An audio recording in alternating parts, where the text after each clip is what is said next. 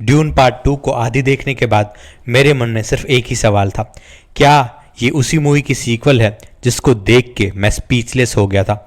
वो इतनी mind blowing थी। इस मूवी से मुझे कई सारी उम्मीदें थी, but unfortunately Dune part 2 was a big disappointment. Hello guys, welcome back to my channel mostly VJ. This is VJ और आज मैं करूंगा मूवी का रिव्यू जिसका नाम है ड्यून पार्ट 2।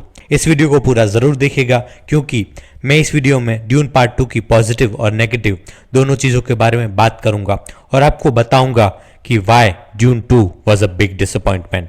पॉजिटिव्स की बात करें तो लास्ट पार्ट की तरह ही जो चीज़ आपको सबसे ज़्यादा इंप्रेस करती है वो है सिनेमेटोग्राफी और एस्थेटिक्स। जिस तरह से जो डायरेक्टर है वो एक रेगिस्तान वाले प्लैनेट अराकिस को जिस तरह से खूबसूरती से दिखाते हैं वो माइंड ब्लोइंग है। इसके साथ साथ कई सारी छोटी छोटी नई चीज़ें ऐड की गई है जो डायरेक्टर का जो इमेजिनेशन है वो शोकेश करती है। जो विजुअल्स हैं, जो सीन्स हैं, जो मूवमेंट्स हैं वो आंखों को आनंद देते हैं। एक पर्टिकुलर सीन है जिसमें ब्लैक एंड वाइट एस्थेटिक है जो वियर्डली आपको बहुत मज़े करवाता है। लास्ट पार्ट की तरह ही जिस तरह से हम अराकिस प्लैनेट का एक हिस्सा बन जाते हैं, जो डायरेक्टर की जो मास्टर क्राफ्टमैनशिप है उसका एक सबूत है। और साईफाई मूवी की खास बात यही है कि जो आपको एक दुनिया से दूसरी दुनिया में ट्रांसफ़र कर देती है। बहुत सारे सीन्स हैं जिसमें ड्यून की लार्जर देन लाइफ दुनिया हाईलाइट होती है जो आपको स्पीचलेस ही कर देगी। साथ में ही इसमें जो इंटरेस्टिंग और काफ़ी अच्छे और स्ट्रॉन्ग कैरेक्टर्स हैं जैसे कि पॉल, लेडी जेसिका, चानी, बैरन एंड जो न्यू कैरेक्टर्स ऐड किए गए हैं सीक्वल में जैसे फायद, प्रिंसेस उरलन, मार्गो फैनिंग, इनमें जो एक्टर्स हैं उनकी एक्टिंग भी काफ़ी स्ट्रॉन्ग है। जो इवन मेन कैरेक्टर्स से लेके सपोर्टिंग कास्ट है उन्होंने अपना बेस्ट दिया है। बट फॉर मी इस मूवी के जो हाईलाइट थे वो थे Austin Butler as this psychotic mad villain जो कुछ भी कर सकता है, और जेंडेया एज चानी जो एक वॉरियर प्रिंसेस वाइब्स देती है, जो सिर्फ एक लव इंटरेस्ट नहीं है जिसके अपने भी ओपिनियन है, अपना भी एक पॉइंट ऑफ व्यू है। उनको इस मूवी में ज़्यादा फुटेज दिया गया है और उनकी जो स्टोरी लाइन है लास्ट में वो आपको काफ़ी इंटरेस्टिंग लगेगी।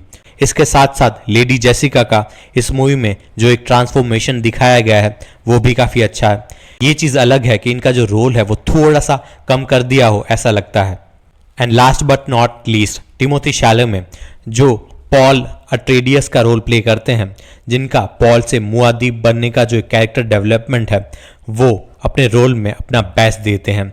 ये बात अलग है कि कई कई सीन्स में एज अ लीडर उनकी तरफ से आपको एक वाइब नहीं आती है क्योंकि उनका जो फिजिकल स्ट्रक्चर है, उनकी जो कुछ एक्सप्रेशन है और उनका जो जिस तरह से कैरेक्टर डेवलपमेंट दिखाया गया है उसमें इतना टाइम ही हम इन्वेस्ट नहीं करते कि हम ये मान पाए कि ये जो 16 साल का लड़का है वो इन सारे लोगों को लीड भी कर सकता है। सो इनकी जो स्टोरी लाइन थी वो थोड़ी सी कन्विंसिंग लगी, बट कुछ कुछ सीन्स में आपको थोड़े से डाउट होने लगते हैं।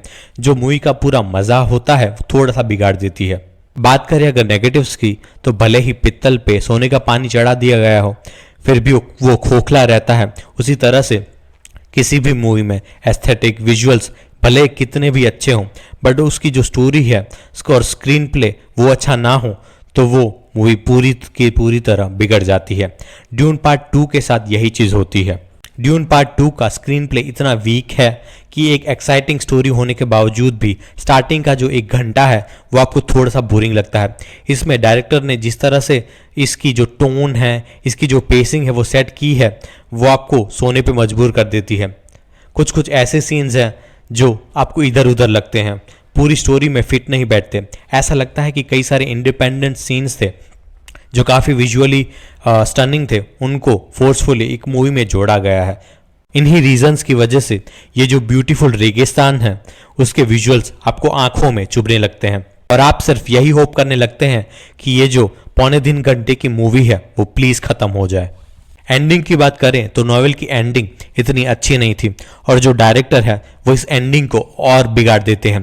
टू बी ऑनेस्ट मुझे इसलिए भी मूवी खराब लग सकती है क्योंकि मैंने जो ओरिजिनल ड्यून नॉवेल है वो पढ़ी है एंड आई विल से कि dune part 1 was the best, क्योंकि ये जो मूवी है और ड्यून पार्ट 1 है वो दोनों अलग अलग स्टोरीज लगती हैं। जहाँ पे फर्स्ट पार्ट में एक इंटरेस्ट था, एक एक्साइटमेंट था, वो इस पार्ट में दूर हो जाता है। कई कैरेक्टर्स में उनकी जो स्टोरी लाइन है उसमें चेंजेस किए गए हैं जो खराब है, जो बिल्कुल नेगेटिव है। स्पेशली चानी की जो स्टोरी लाइन है और लेडी जेसिका की जो स्टोरी लाइन है उसमें चेंजेस किए गए हैं। वो इस स्टोरी का जो एक पर्पस होता है, इसका जो एक हार्ट होता है, उसको बिगाड़ देती है।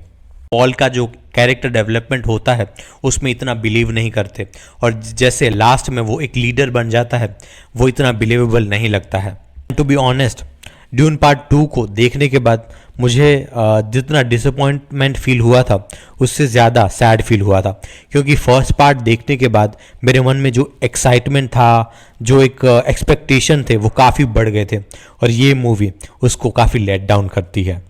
And finally I will give dune 6.5 out of 10। Dune part 2 आपको कैसी लगी कमेंट में ज़रूर बताएगा, और मुझसे इस मूवी से रिलेटेड कोई भी डिटेल मिस हुई है तो वो भी कमेंट में ज़रूर बताएगा, और ऐसे ही वीडियोस के लिए मेरे चैनल को सब्सक्राइब कीजिए।